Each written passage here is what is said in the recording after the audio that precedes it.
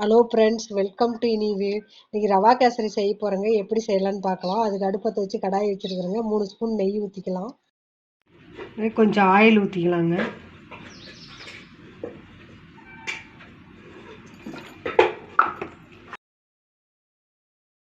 முந்திரி திராட்சை போட்டு வறுத்துக்கலாங்க.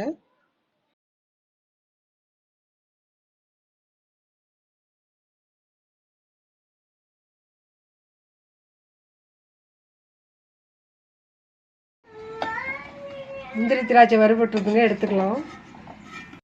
அதே நெய்யில் இதில் ஒரு டம்ளர் ரவை எடுத்துருக்குறேங்க, அதையும் போட்டு வறுத்துக்கலாம்.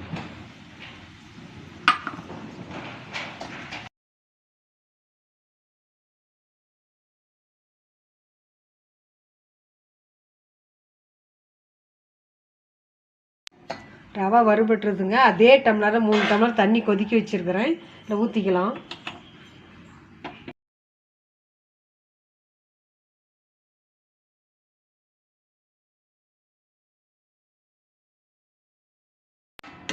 ரவை நல்லா வேகட்டுங்க.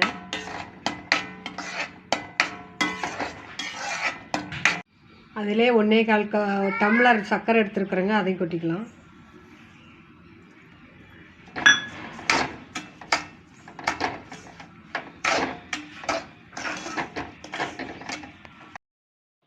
கால் ஸ்பூன் ஏலக்காய் பொடி போட்டுக்கலாங்க. கொஞ்சமாக கலர் பொடி போட்டுக்கலாம். உங்களுக்கு தேவைன்னா போட்டுக்கலாம், இல்லை அப்படியே கூட செய்யலாங்க.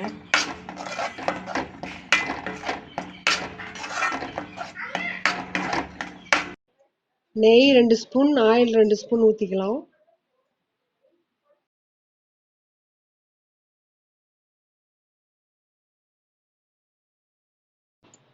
முந்திரி திராட்சை போட்டுக்கலாங்க.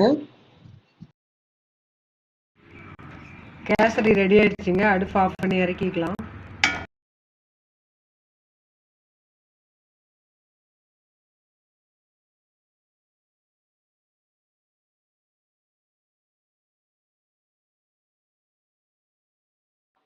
ரவா கேசரி சூப்பராக ரெடி ஆயிடுச்சுங்க. உங்களுக்கு பிடிச்சிருந்தா லைக் பண்ணுங்கள், ஷேர் பண்ணுங்கள், சப்ஸ்கிரைப் பண்ணுங்கள். தேங்க்யூ.